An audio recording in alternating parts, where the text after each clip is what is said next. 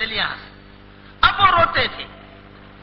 جنت چھوٹی, اللہ کا کوئی حکم تو ہے نہیں, نماز نہیں ہے, اذان نہیں ہے, اقامت نہیں ہے, مسجد نہیں ہے, بیوی نہیں ہے, بیوی بہت دور ہے, پتہ نہیں بیوی کہاں ہے. اچھا کوئی فرشتوں کی زیادہ آمد و رفت نہیں ہے, اکیلے ہیں. بعض کتابوں میں ہے کہ سانپ بھی آ گئے ساتھ میں, کچھ جانور بھی آنے لگے, وہ اللہ کا ایک نظام. اب وہ اکیلے رنگ بھی ان کا کالا ہو گیا آدم علیہ السلام کا, اور بہت روتے تھے. اکیلے کوئی نہیں, بس جو کھایا ملا کھا لیا, پانی ملا پی لیا, کبھی ادھر گئے کبھی ادھر گئے, کوئی ہے ہی نہیں زمین کے اوپر. ہوتے ہوتے اللہ کا کچھ نظام ایسا چلا کہ عرفات پہنچے. وہاں حضرت حوا جو تھے وہ جدہ سے عرفات پہنچی. اب دونوں نے دور سے ایک دوسرے کو دیکھا تھا, ایک دوسرے کو پہچانے نہیں, اس لیے کہ وہاں جنت میں تو ماشاءاللہ بہت خوبصورت تھے, اور یہاں تو گرمی سورج کی. اچھا وہاں تو مزے تھے ماشاءاللہ, اور یہاں تو دونوں کے لیے قربانی. اب دور سے دیکھا تو پوچھا کون؟ یہ کہا آدم. یہ کہا تو کون؟ کہا حوا. ارے اب بیٹھے دونوں نے, بہت روئے. اللہ پاک ہم دونوں کو معاف کر دے. کتابوں میں لکھا ہے کہ زمین جو ہے وہ تر ہو گئی روتے تر ہو گئی.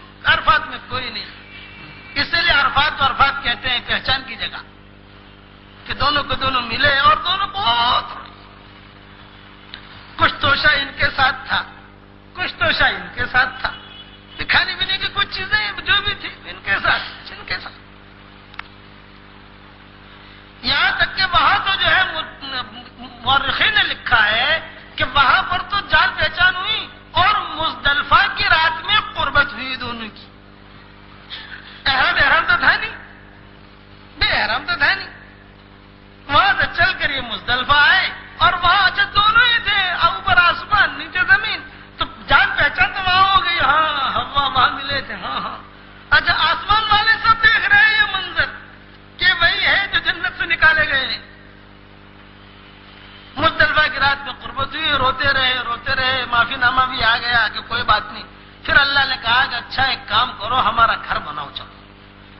اب وہی آئی سالوں کے بعد, بہت خوش ہو گئے دونوں, یہ بھی گلے لپٹ گئے. ارے پھر وہی نورانی چیز آ گئی, وہی جو پرانی تھی.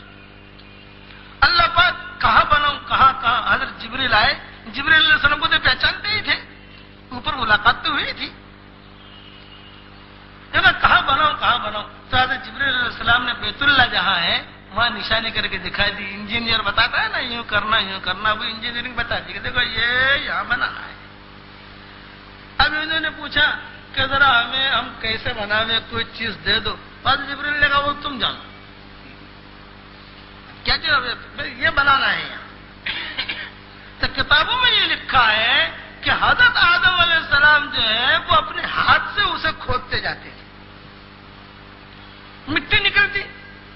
تو حضرت حوا جو ہے وہ اپنے ہاتھوں میں لے کر یہ مٹی دور جا کر پھینک آتی تھی.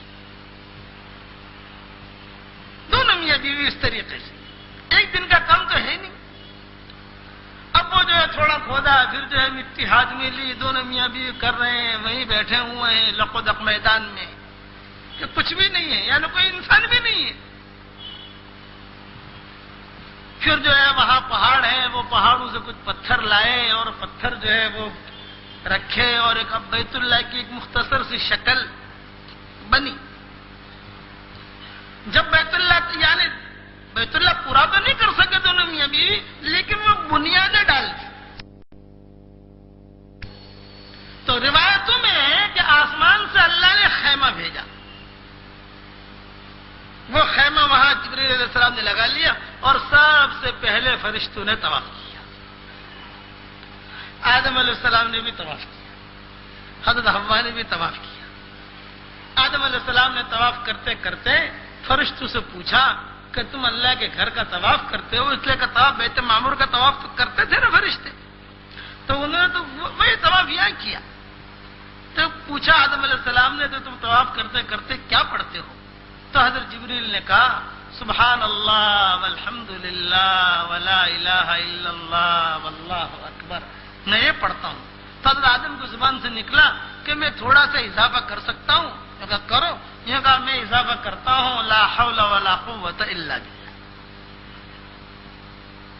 یہ کلمہ سبحان اللہ والحمد للہ ولا الہ الا اللہ واللہ. روتے جاتے تھے, بیت اللہ کا طواف کرتے جاتے. اب حضرت جبریل علیہ السلام حجر اسود کا پتھر لائے وہاں سے. اللہ کے گھر تیار ہو رہا ہے, بہت خوبصورت پتھر. جب روایت میں جب وہ پتھر آیا آسمان سے اور فرشتے اسے اکرام اور اعزاز کے ساتھ لے کر آئے, پورے مکہ کی وادیاں جگمگ ہو گئی, چمک اٹھی. آدم علیہ السلام نے جو پتھر دیکھا, آدم علیہ السلام ہچکیاں مار کر رونے لگے. یہ وہی پتھر ہے, یہ وہی جنت کا پتھر ہے جہاں ہم رہتے ہیں. ہم اس سے محروم کر دیے گئے. یہ وہی جنت, وہ جنت یاد آ گئی آدم علیہ السلام. آدم کو حوا کو جنت یاد آ گئی. ہو یہ تو وہی پتھر ہے جو ہم دیکھتے تھے وہاں. جبریل علیہ السلام نے وہ حجر اسود کا پتھر لگایا. حضرت آدم علیہ السلام جو ہے وہ بہت روئے پتھر کو دیکھ کر. اتنے روئے اتنے روئے اتنے روئے کہ ان کے رونے کی وجہ سے فرشتوں نے بھی رونا شروع کر دیا. بہت روئے, فرشتے بھی رونے لگے. پتھر جو تھا اس کو اللہ نے بولنے کی طاقت دی, تو پتھر نے کہا کہ آدم وہ درخت کے قریب تم گئے اور جنت کی نعمتوں سے تم محروم ہو گئے. یہ بولا حجر اسود.